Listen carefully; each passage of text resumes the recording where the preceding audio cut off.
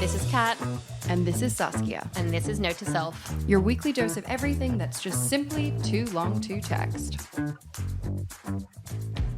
All right. Not sure about that. It's my Matthew McConaughey reference. All right. I was going to talk about him, but not in today's episode. I think that we need to work on our intros and outros.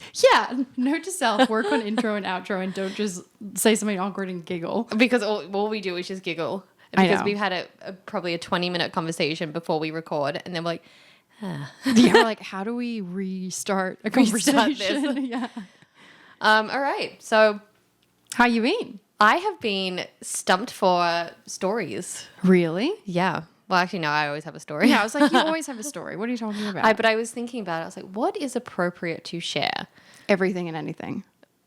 I'm glad you said so. Oh, okay. Oh, very intrigued where this is going. You know how last week we were talking about just flashbacks, or the week before? Flashbacks is in like childhood flashbacks or general flashbacks? Just general flashbacks, like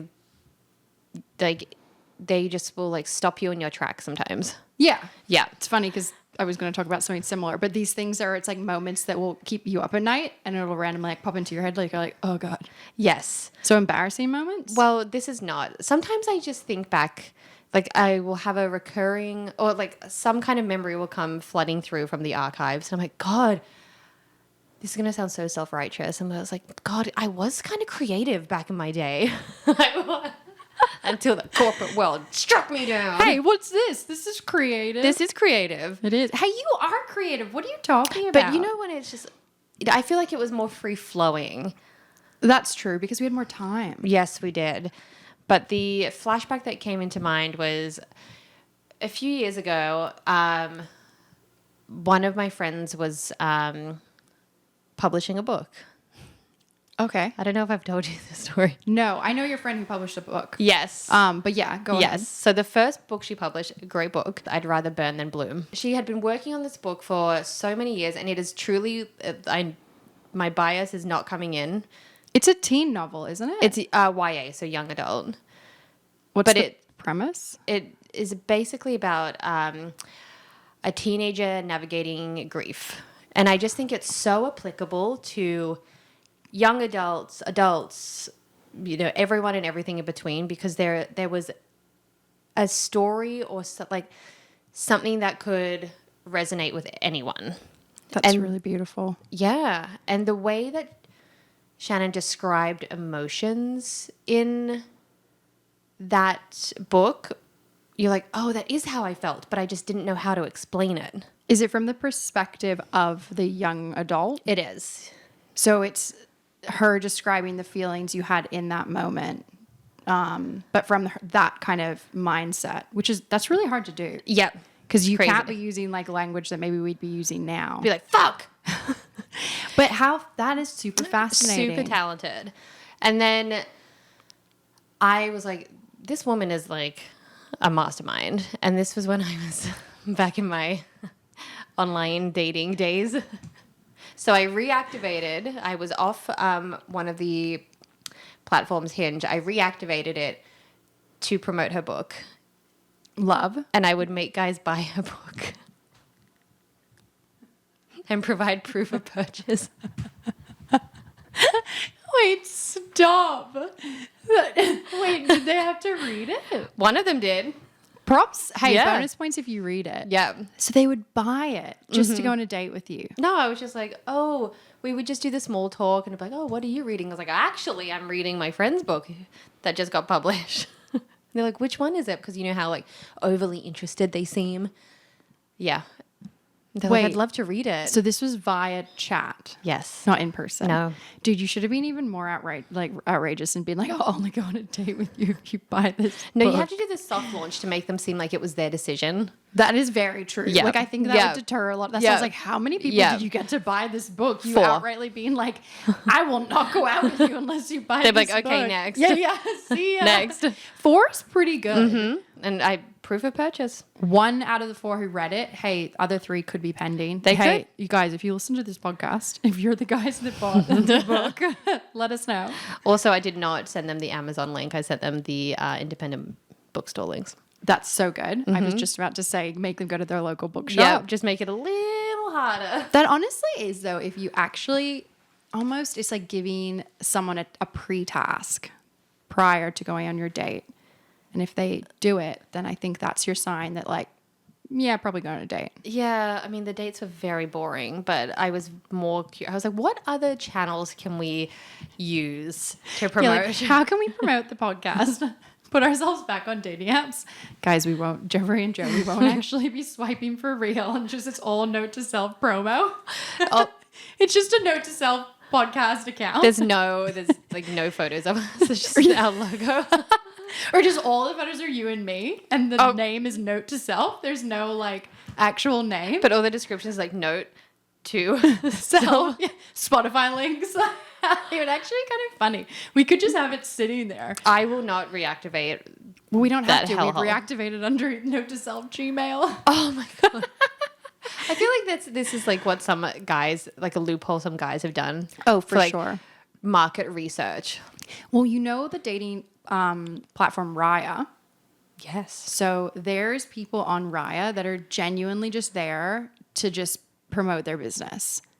That is not surprising at all to me. I know. Do you know the amount of people I matched with when I was on there? They were like, I'm just like here for friends and like business connections. I was like, what? Like, get off. Isn't getting on Raya challenging? You just need referrals. I think it's like one referral. But the thing is, so they've got like, I saw another podcast that was recently talking about this, but I remember years ago when I first wanted to get on it, I applied for it, but I was like, I'll add my referral after because I just like needed to get my friend's contact details.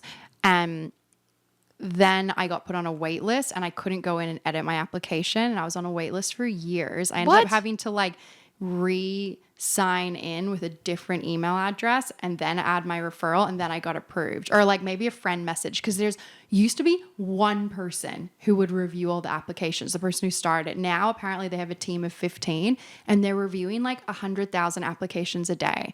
That's why there's so many, 15 people. They can't get through them. There's a huge backlog. I don't want to be on Raya that badly. It's so crazy. I mean, it's just not. I met Jeffrey on there. So that worked out. Yeah.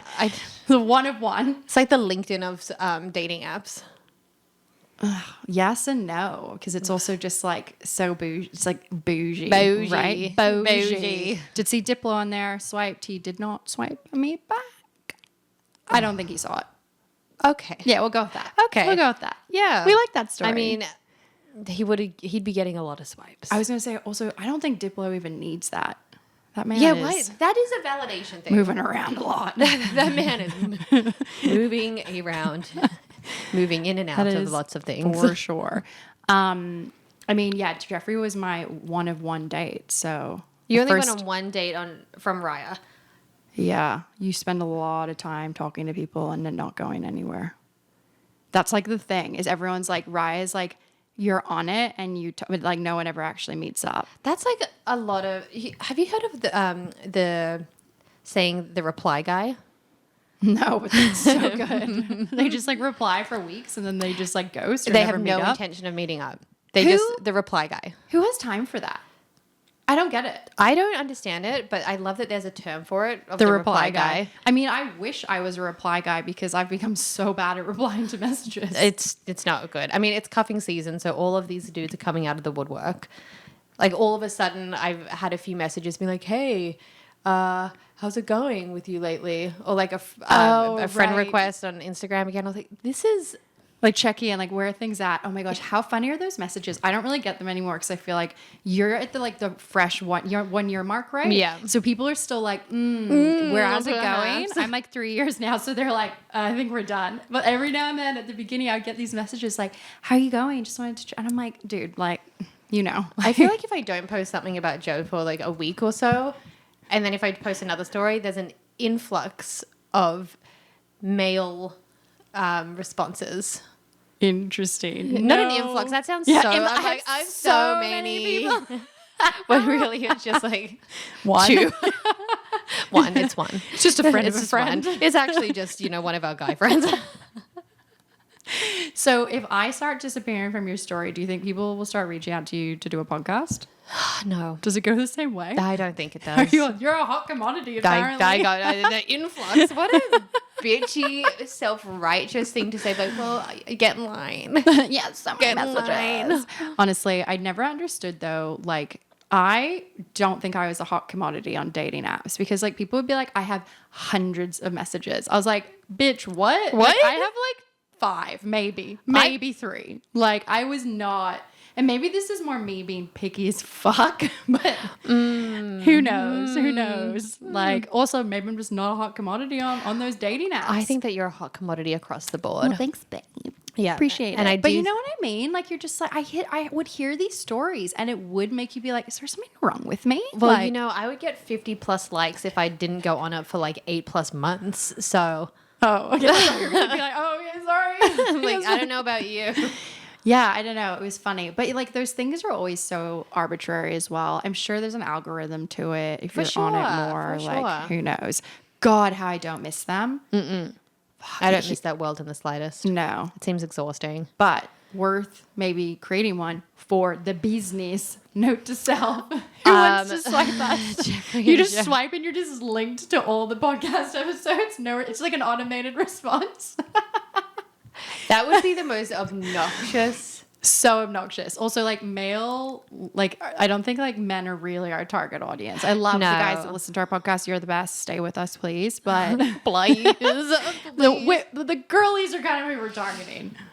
Yeah. But that is funny that you did that for your friend. Yeah. I kind of love that. Ride or die, Yeah, I was proud of that. And then she's writing another one because she is one of the like most intelligent people I've ever met. First one what's it called again? I'd rather burn than bloom. Okay, cool. I'm really interested in that book. I have not read it yet and I would like to read it. I can send you a link to independent bookstores. Oh, great. Thank you. Yeah. No worries. You won't be coming back unless I get it. I will not. So tying to like stories that like things that pop into your brain of stuff you've done, which still don't, that story is creative, but like you're just as creative now. I don't know if that was, what? What? I remember you said that you were like, you think of stories, you're like, man, I was really creative. I think I was just sharper a few years ago. Like, yeah, that's true. yeah. Probably. Yeah, and just like, I think sometimes when you're single, you have to be a little sharper. yeah. You've got your wits about you, Yeah. Now I'm like, It's fine. Everything's fine. maybe it's just early 30s. We're in the little lump before we go back up for our 40s. Remember, Yes, 40s yes, are the yes. prime. 40s are the prime. That's what I'm Yes. telling myself. I have something to look forward to. I think now is the prime. Okay, and now, but let's move on. Anyways, thinking about stuff. Do you have? And I have a story, but I'm hoping you have one too. Of like an embarrassing childhood moment that still every now and then it'll pop back into your head, and you'll be like, oh god, it'll like. You get like oh my God, like your Paul Rudd story where you get so embarrassed by it. I just think a lot of my childhood was. Sure, but is there not, or do you have any standouts? You have a pretty bad memory when it comes to your childhood, to be fair. Shocker. Yeah, look, you gotta remember a book your friend released. I know. I'm like, whoa. My brain, it's like out of sight, out of mind. True. And Well, it's, especially if someone is like asking me a question or there's someone watching me do a task, I will just like short circuit. I think it's the pressure. It is. Because sometimes under pressure, like if I'm playing categories and you have a minute to figure out a word that starts. Have you ever played categories? Yes, and not for me. It's like the letter is A, and the only word I can think of is apple, and nothing else exists with the letter A other than apple. So every answer I have is like apple related. That's what I do when I'm on the phone with someone and they're like, you have to, like, if you're trying to spell out a word and you're like, C for caterpillar, A for apple bottom jeans, T for terrestrial. Like, I come up with the most absurd. Yeah, they're not namings. the language. It's not. Yeah, that's No. not like the alphabet that they used for that. I get that way with numbers. I cannot. If you repeat numbers to me, I can't. Same. I jumble. No, I have no idea what you're saying to me. But to answer your question, I do not know off the top of my head a humiliating or embarrassing childhood story, but I feel like you have one in your back pocket. I've had Miss a good Stark. one. I mean, waiting to tell it. because I am like, I was trying to figure out the best way to tell it because the headline I had in my head was just bleak. Anyways, I was in grade 7. So I must have been, 11 or 12. This is our like final year of primary school in Australia. And like my childhood bestie was having a sleepover for her birthday. So it was like 4 of us. And I was thinking about, like kids sleepovers when you were that age and like how excited you'd get and like rock you up to your friend's house. And I remember like you'd go into her room, get all your stuff set up and you all had your little beds on the ground. Yes. And then we'd always most of the time, at least at my house and a lot of my friends' houses, we would do like family dinner with the family. So you'd sit down, but you just kind of be like, okay, like appease the parents. Let's like get out of here. Yeah. As soon as you're finished, running back to the bedroom and like watching a movie and having like more snacks after just having a giant dinner. Or making potions. Oh, like when we were like kids. Yeah. This is like 12, I'm thinking. No, I didn't really do potions. What do you mean? Outside. I didn't do that. I remember reading like Dolly magazine, like bringing the Dolly magazine and doing the sealed section because you're like, ooh, it's time to read the sealed section with the girls. For US listeners, Dolly was like an adolescent magazine geared at teenage girls, adolescent, and there was like a sealed section which had all the like sex stories, like Q&A. Yeah. And it was so, every now and then you'd go into the supermarket and you'd see the sealed section had already been ripped and you'd be like, ooh. It was so good. I remember you'd go in and there'd be like, yeah, like Kat was saying, like how to like stories on masturbating or your first period, your first kiss. Like, so it was honestly great. And I remember like we'd read that. But anyway, so like we're at my friend's sleepover and like classic girly time, all gossiping, laughing, giggling, who knows what you're talking about. And I remember I was laughing at something and I like silently farted and I was like, it's fine. No one noticed. And then all of a sudden everyone goes, what's that smell? And I started to like feel something. So I was like, I think I need to go to the bathroom. So I go to the bathroom. I had shit myself. You shit your pants at the sleepover. I had fully shit myself. And I remember, so my friend had an older brother who I thought was so cute. And I remember being in the bathroom being like, oh my God, oh my God, oh my God, oh my God. The older brother cannot know. Like he cannot know. And I was like, what the fuck do I do? Like I'm in the bathroom. I'm going to have to take my pants off. Like it was bad. I would have to like wash them. Oh my God. How would I put them back on? I don't have any clothes. Like they're all in the other room. And I remember I had to go out and get her mom, be like, can I have some help? And she's so sweet. She washed all my clothes for me. And like, I remember she went and got me new clothes so I can put them on. The girls never knew, I don't think they ever found out.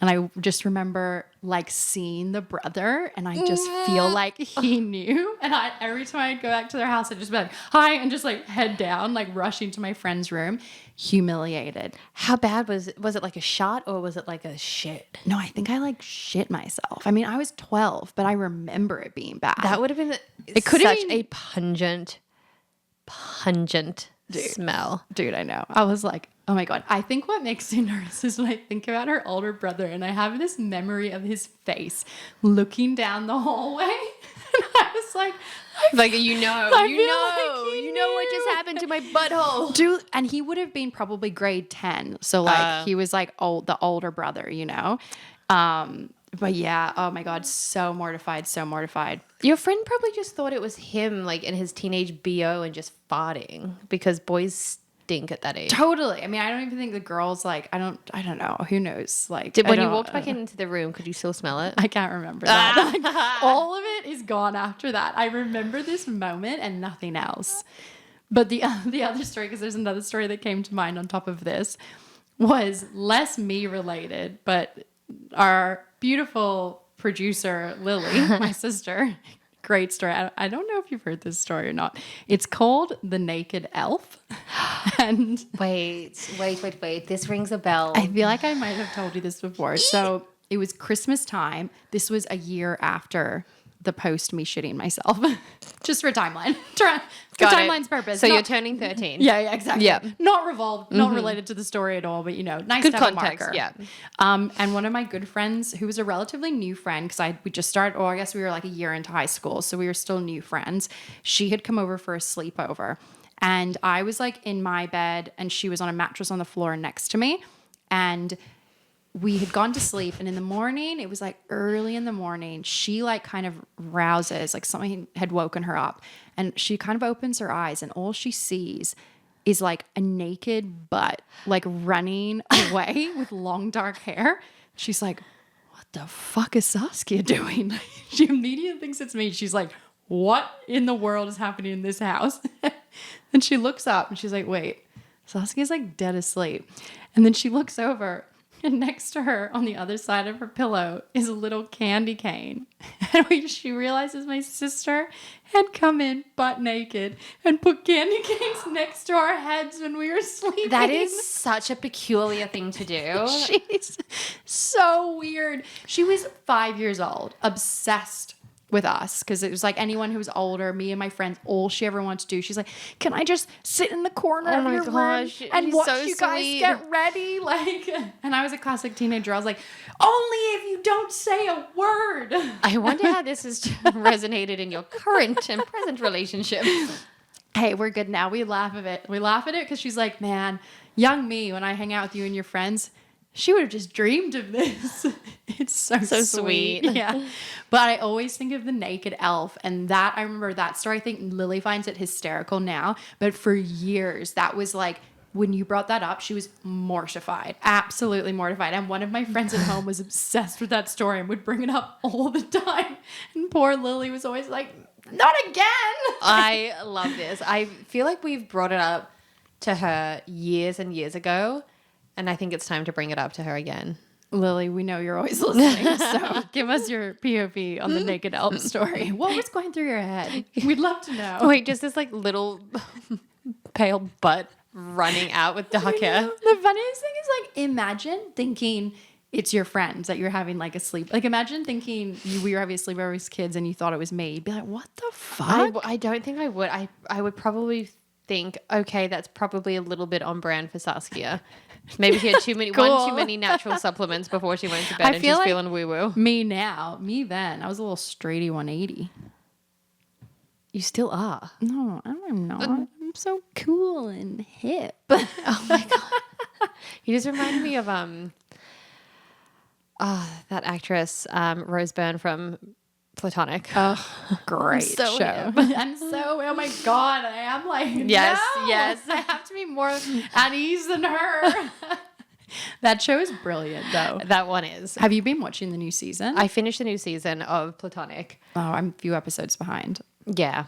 It's hysterical. I think the second season is almost better than the first. And I feel like it's so underrated. I mean, so many comedy shows are underrated. They not get the recognition that they should be getting. I had to fast forward a few parts because it was like very corporate cringe. Oh, really? And the jokes just kind of went on a little bit too long for I me. don't remember any of those. I've loved every minute of it. Yeah. It's been great. Yeah. Cool. I do think the chemistry between her and Seth Rogen, to your point, is that when you were saying this the other week, is incredible. They're so palpable. good. Didn't they do Bad Neighbors together as well? I think they did. It was the two of them and Zac Efron, and he's like the frat student who lives in the fraternity next door, and they are the new family. My gosh, that's right. There's like 3 of them. I'm gonna watch that tonight. It is that movie. I don't usually love those types of movies, but that movie is hysterical, and I think it's because of the two of them. They just have incredible chemistry. I mean, people with incredible chemistry like tend to, go into the same movies or series. Totally. If you find something magical, that was Kristen Bell was talking about that with Nobody Wants This. How when she worked with Adam Brody a lot when she was younger and always just loved working with him, but they never really got to do anything past that. So when they were casting Nobody Wants This, she pushed for Adam. They were like, I don't know. She's like, no, trust me, he will be perfect. And as soon as he walked in, their first test, they were like, yeah, this is amazing. When is season 2 coming out? Because he is so... They just released the trailer. I think it's later this year. Yes. It'll be very soon. But that's another one where it is so once you have that, and she says it's been interesting because they both have, are married, and she's like, it's so funny. People think there's something there, right? But it's all artificial. It's just what's behind, it's how it shows up on camera, right? And I think the chemistry is that they're just great friends, and they have very similar humor and the way they show up. I think anyone male and female, if they seem to have chemistry, people just automatically, we're in a society where people just automatically assume that they are raw dogging or like wanting to. Totally. Like, why does it always have to be like that? Like, you can have why it doesn't like you have great chemistry with your guy friends and it doesn't have to be sexual. Like, I just don't understand it. I think it is just because people love their story. They just want them to be together. Yeah. But it's like, that's not them. Like, the real people behind that are totally in love with their partners and have been married for a very long time. So I love that. Like, they're together, but in their TV show, you know? It's not real. In their TV show, it's make-believe. No, I'm pumped for that to start. That is kind of fun. That ties into something though that I had read. So around like the concept of celebrity. So I saw this thing that Robert Patterson had done this interview where he was talking about when he was filming some movie. It was years ago. I think he was in Europe and he had a stalker where it was like every evening without fail, she was like outside his apartment, like waiting for him.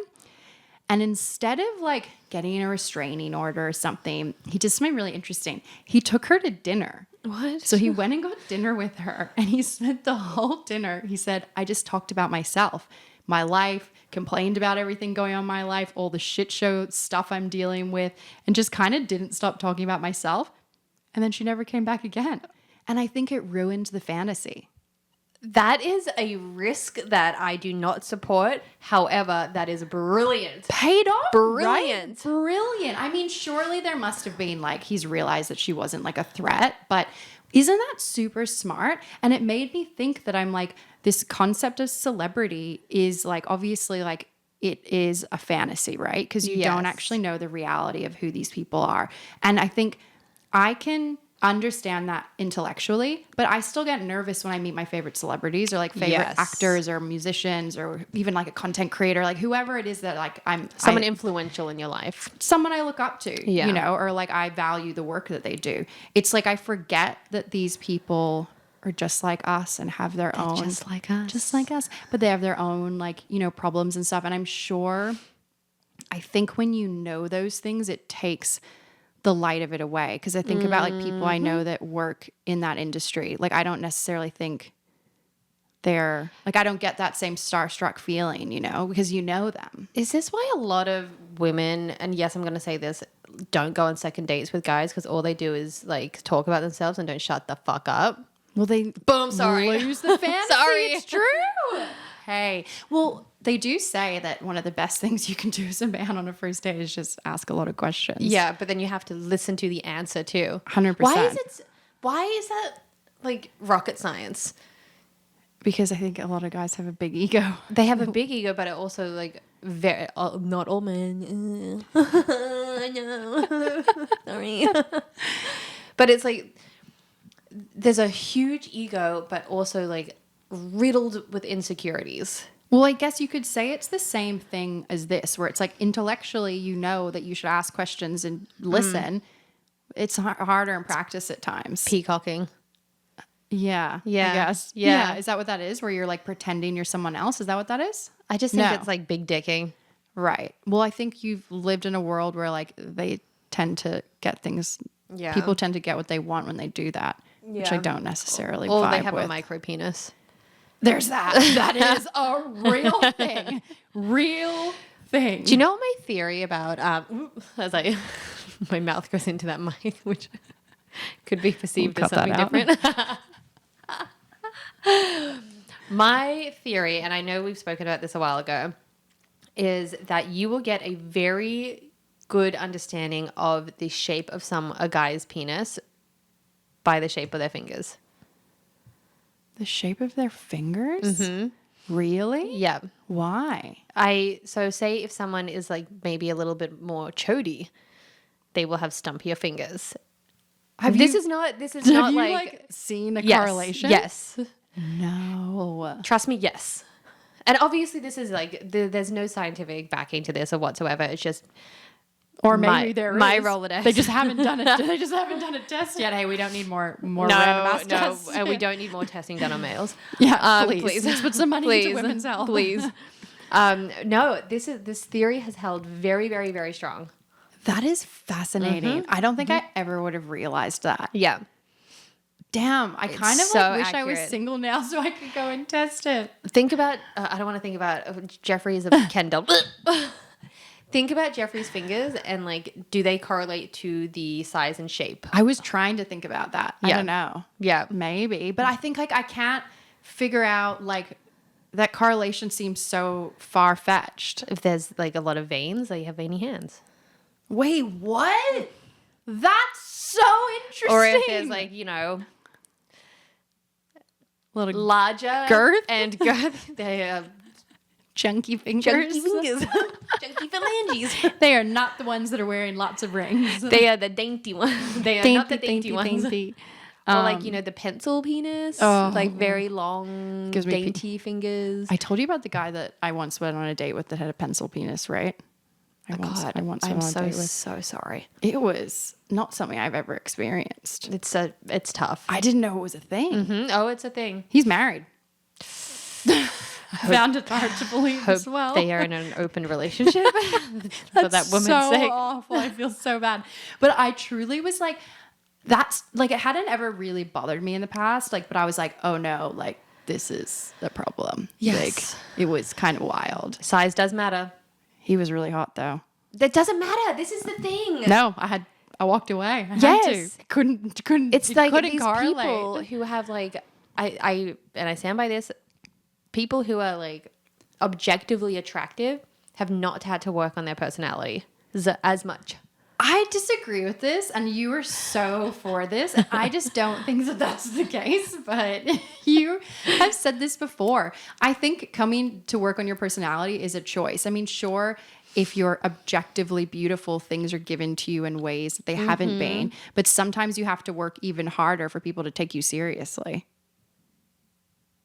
Yeah. I have plenty of friends who are models who've had to deal with that because they're like, people think I'm a joke. And I've had to work so hard to show that like I'm intellectual and like I have things to share and that my voice is valued. True. Yeah. So that like it can go both ways. I Yeah. get what you're saying. Maybe but I also think it's I'm like just focusing on the males. yeah, Of course. But no, Every but woman is male- intellectual. Male models go through the same thing. Yeah, true. Oh my God, we did have a few male model tier 2 friends through one of our other friends. Yeah, and I felt Yeah. like so often they were like trying to prove themselves. Yeah.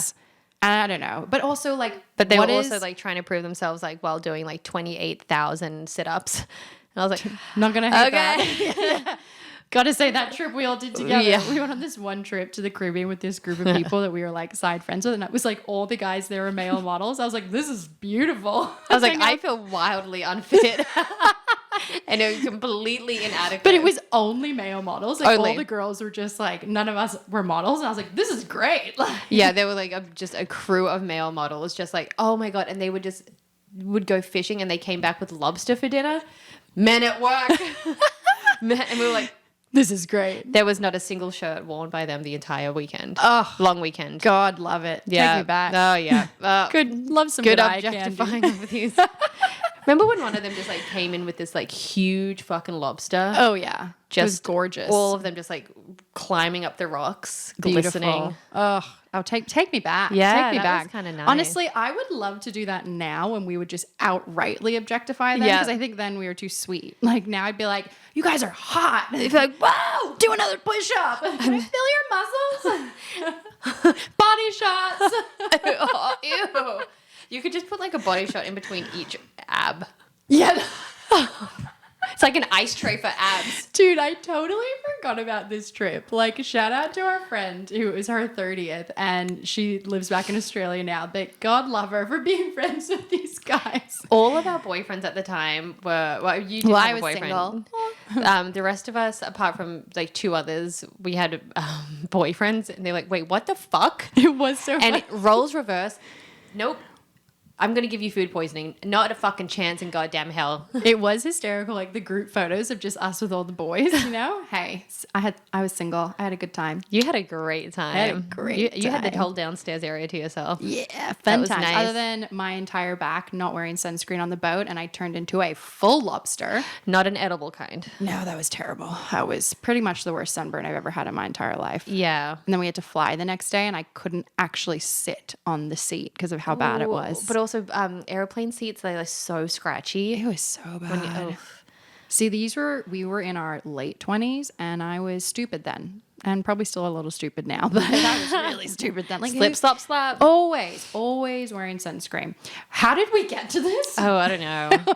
Objectifying the beautiful men not having to work on their personalities. Yeah, I mean, But also, I think the other point I had to that was, what is like I think it's like we have this idea of like the stand, like what are the standards of beauty? Like that's like there was 3 male models there who were all wildly different, and like I'm kind of like, what do we consider beautiful? That's why it's like you say like like someone who's objectively beautiful doesn't have to work on their personality, but it's also like, what if you don't think you're beautiful? You know, then it's like I just think there's nuances to it. I think you're beautiful on the inside and outside. Thank you, appreciate it. Yeah.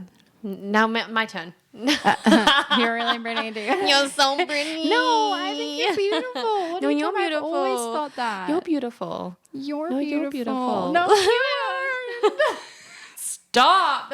If Okay, Albert were enough. here, he'd be like, yeah, we're like, okay, Albert, you're beautiful too. Hey, how is Albert going? You have to give the people a little update. he's the best male doggy in the world. How's puppy school going? So we took him to one class. We have another class tomorrow, and he was king of the castle. What do they like do?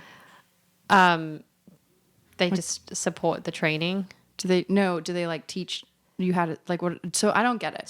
So last week was the first week, and we were working on like come, leave it, and his name recognition. Okay, so it builds on what you're already doing at home. Yes, and then next week is probably. I mean, we've done a fair bit of stuff at home, and this is just kind of like, this is like beginner. So assume that that the puppies have no knowledge or training. Mm-hmm. So last week we were kind of like it's good to reinforce, but we know.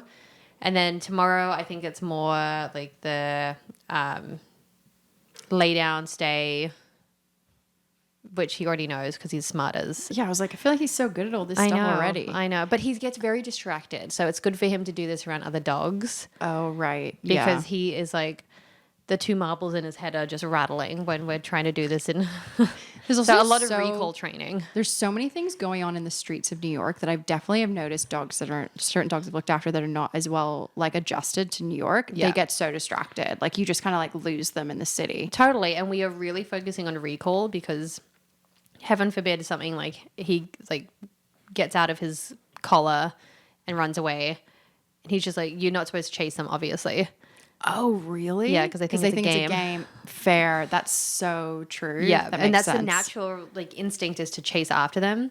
Yeah. So they're like, let's play. Let's go.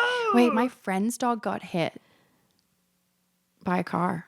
Oh, he's okay. Okay. In New York. Oh my God. I know. Wait, Timon. my God. Yes, I read this.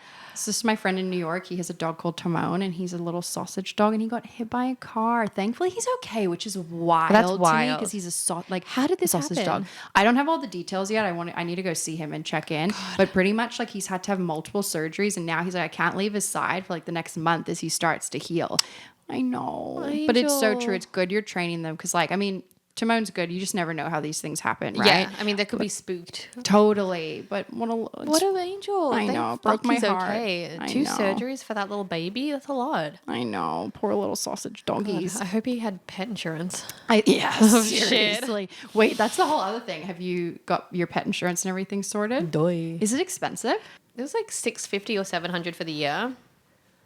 That's not that crazy, but it's still. not, and it covers the vet appointments, which is like $120 a pop. So it would be on brand for America to have cheaper pet insurance than human insurance. Yes. Yes. Like your dog probably has better insurance than it probably do. does. Well, can I just like put a prescription through via him? While I'm here. Well, you know, just a little scratchy throat. Yeah. Go to the sore throat. I just need a little you give me for that. Top up of beta blockers, if you don't mind. Oh my God. Wait, one final tie back before we wrap things up. Speaking of beta blockers, do you know the other thing, back to the concept of celebrity, is I also see why I think a lot of interviewers or some interviewers I've heard when they first were starting out took beta blockers because it like helped them from getting like nervous when they were interviewing celeb guests. I love a beta blocker. What does it like really do? So it basically stops the physical effects of anxiety. So the sweating, the shaking hands, the cracking voice. It doesn't stop you from feeling anxious, which is annoying. But you know, if you're about to present and you all of a sudden have to like gulp a lot, and then you get like the crack in your voice. I've never had the crack. I just get sweaty. Yeah.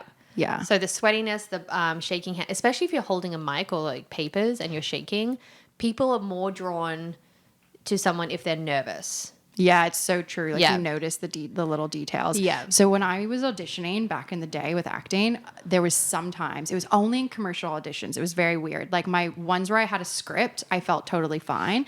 Well, not fine. I was nervous, but like you had something to focus on. But commercial ones are always kind of weird, and you have to do like these weird like turning to the side, things like that. Anyways, I'd always get like an eye, like what is it? An Like, eye twitch? An eye twitch. I would get an eye I've twitch. seen that on you. Yeah, I'd be like, look at that. And one time I had a really bad one, and I was like, fuck. Like I was like this. And I was like, couldn't control it. That's not funny. I should be laughing. It was so bad. And I remember walking out of that audition being like, I 100% did not get that. And so with that, it would stop that thing from happening. Perhaps if it was anxiety related. I think it Perhaps. is. I'm not here to give medical advice. I am not a clinician. I don't know why you're here then. Yeah, gotta go. Kind of useless. But that's, yeah, interesting. Because I was thinking that as well with like some of these, you know, and I think there was a podcast I was listening to today, and they were interviewing someone that they had like always wanted to meet. And I was like, how do you think they stay calm? And I guess part of it is like, if you're doing it all the time, you probably just, you get so used to it. For sure. But then I'm sure, like, surely, I think a lot of people probably take some type of beta blocker to help. I think a lot more people are on beta blockers than we know. And I was like, is everyone on drugs? And by drugs, I mean beta blockers? Yes. Probably. Yes. Hey, I'm like interested in them because I've never, from like performing at such a young age, obviously like I wasn't taking them as a kid, and like nor would I didn't even know it was a thing until really the last like year or so. And I was like, damn, like this could have been like helpful. If you do it consistently enough, I think you know, there's always going to be that, you know, that nervous aspect to it. But I think if you're doing it consistently enough, it just becomes almost second nature for some people. Yeah, totally. I mean, I think some. that's like when I was performing a lot and auditioning a ton, even in my 20s, like the nerves subsided. Yeah. Because you were just doing it so much. Yeah. But the first few times I remember my first like bigger auditions were really hard. I was so nervous.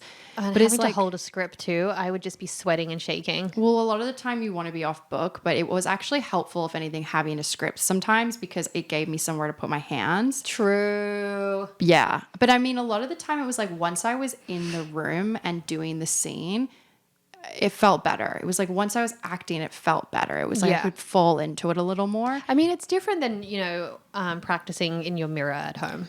Totally. I mean, just practicing at home generally. Thankfully, a lot of the time, you know, you're not doing it to a ton of people. You're in a more intimate environment. But it was, yeah, I think there was something about the actual performing part. I think it's harder when you're like on the spot almost, you know? Yes. Because you know, you're going in knowing full well what you've prepared kind of thing. Hence why I actively forget names of books when I'm asked. Don't worry. I mean, I have to write down so many notes even for this because it's like there's things I'll forget. So like I'm always having to like reference it Yeah. because you shouldn't be expected to remember it all. I also didn't think that you'd ask me. Hey, it's worth. We gotta shout our girl out with her book. We love it. Yes. Always here for it. I'm going to go and send you the link now. Yes, please do. I definitely want to read it. All right. And then in a few weeks, I'm going to do a pop quiz. Oh shit. Okay. Good. Jolly good. Because if I don't pass, Kat, we will not. You will not be here again. We will not be going on a date. There will be no more note to self. Don't worry, guys. I will pass the pop quiz. I promise. Mm-hmm. Alrighty. See you all. Bye.